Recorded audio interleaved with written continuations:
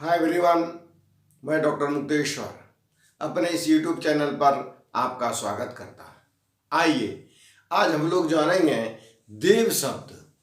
देव शब्द कैसे बना है और इसकी व्युत्पत्ति किस प्रकार से होती है। तो आइए हम लोग चर्चा करते हैं देव शब्द पर। शब्द है देव। देव कैसे बनता है? सबसे पहले देव शब्द दिव धातु से बनता है। किससे बनता है? दिव धातु से। दिव धातु से देव शब्द बनता है। दिव का अर्थ होता है चमकना। दिव का अर्थ क्या होता है? चमकना। दिव धातु से, दिव धातु का अर्थ क्या हो गया? चमकना। अर्थात जो चमकता है वो देव है। प्रकाशमान होना, प्रकाशित होना। ऐसे इसमें पश्चाद्यच सूत्र के अनुसार इसमें दिव धातु से अच प्रत्यय लगने पर देव शब्द बनता है।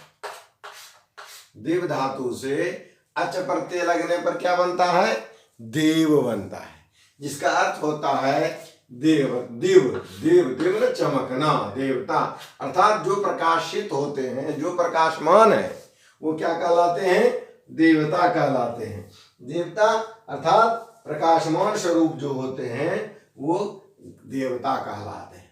अब हम लोग इसी शब्द में थोड़ा सा और आगे बढ़े कि देवता दिव धातु से बनता है। तो दिव मन देव, देव मन देव, देवता। देव शब्द का पुल्लिंग जो होता है वो देव है। इसमें देवता शब्द, देव और देवता दोनों एक ही शब्द से बना है, दोनों पर्यायवाची शब्द है। देव शब्द हम लोग समझ लिए। अब देव शब्द में तल प्रत्यय लगने पर हम सभी जानते हैं, ग्रामर पोर्शन में हम लोग पढ़े हैं, तल प्रत्यय का शेष ता बचता है। क्या बचता है? ता। तो यहां क्या हो गया? देव जोड़ता बराबर देवता। देवता शब्द बना देव। अर्थात यदि हम देवता में भी देखें तो क्या है इसमें? दिव धातु। रूप चलता है दिव्यति, दिव्यतः, दिव्यंती। ये रूप इसमें चलता है देवता शब्द में। और इसका अर्थ होता है ऐसे देवता माने दिव्यति इति देवः, दिव्यति इति देवः। दिव्यति जो दिव्यमान हो, प्रकाशमान हो, वो देव है, देवता है। सुर हालांकि सब शब्द का अलग अलग अर्थ होता है। ठीक है। अब हम लोग थोड़ा सा यदि ये जानना चाहें कि सामान्य रूप में जो देवता शब्द है इसका स्त्रीलिंग क्या होता है? देवी होता है।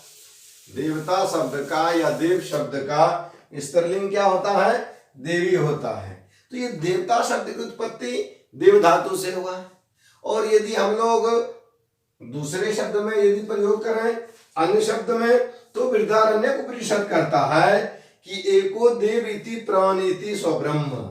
एको देव इति अर्थात बृहदारण्यक उपनिषद में है एको देव इति प्राण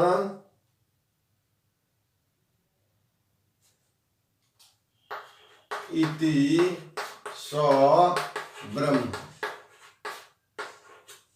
अर्थात जो प्राणवान हो वो ब्रह्म है। ये कहां पर है? बृहदारण्यक उपनिषद में। बृहदारण्यक का 3:9 में है।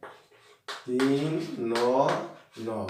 ये बृहदारण्यक उपनिषद कहता है 3:9 कि इसमें देव शब्द की व्युत्पत्ति ये यहाँ बताई गई है बृहदारण्यक उपनिषद में। एको देविति प्राण इति स्वब्रह्म। इस तरह से हम लोग यहाँ देव। और यदि सामान्य रूप में हम लोग जाने, सामान्य रूप में यदि हम लोग जानना चाहते हैं कि आजकल जो हम लोग देवता सुनते हैं, भगवान है, ईश्वर है, ब्रह्म है, ये शब्द देव कहां से आया? नहीं, तो सबसे पहले हम लोग ये जानते हैं कि ब्रह्मा जी को तो हम लोग जानते हैं, वो विष्णु जी के नाभि कमल से उत्पत्ति हुए हैं। तो सबसे पहले यहाँ कौन है? ब्रह्मा जी हैं। ब्रह्मा जी के पुत्र कौन हुए? मरीचि हुए।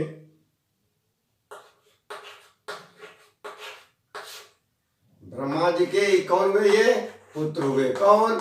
मरीचि। मरीचि के भी पुत्र कौन हुए? कश्यप। ये सब ऋषि हैं। मरीचि ऋषि है, कश्यप जी क्या है? ऋषि हैं, महर्षि हैं। महर्षि कश्यप नहीं, मारीच। इसके बाद कश्यप जी का विवाह हो गया। कश्यप जी की दो पत्नियां थी, और वो पत्नियां कश्यप जी की किन की थी?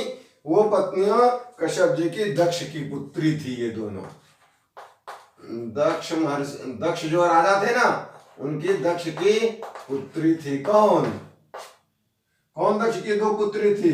एकदम सही बात है। एक है दिति और दूसरी अदिति। महाराज दक्ष की दो पुत्री थी, एक दिति थी और दूसरी अदिति थी। ठीक है। अब हम लोग कश्यप जी के दिति और अदिति से जो पुत्र हुआ वो कौन का लाया? दैत्य का लाया। और अदिति से जो पुत्र हुए वो देव का लाया। यही दैत्य और देव माने देवता और दानव। दैत्य को हम लोग दानव भी कहते हैं और देव भी दैत्य भी कहते हैं। दैत्य और दानव। इस तरह से अभी हम लोग जो देव शब्द की चर्चा कर रहे थे, यहां पर शुरू में हम लोग देव शब्द की चर्चा लिए थे। तो देवता जो हुए वो देवता कहां से हुए? ये अदिति के जितने भी पुत्र कहलाए वो सभी देव कहलाए, और दिति के जितने भी पुत्र हैं वो दैत्य और दानव एक ही है।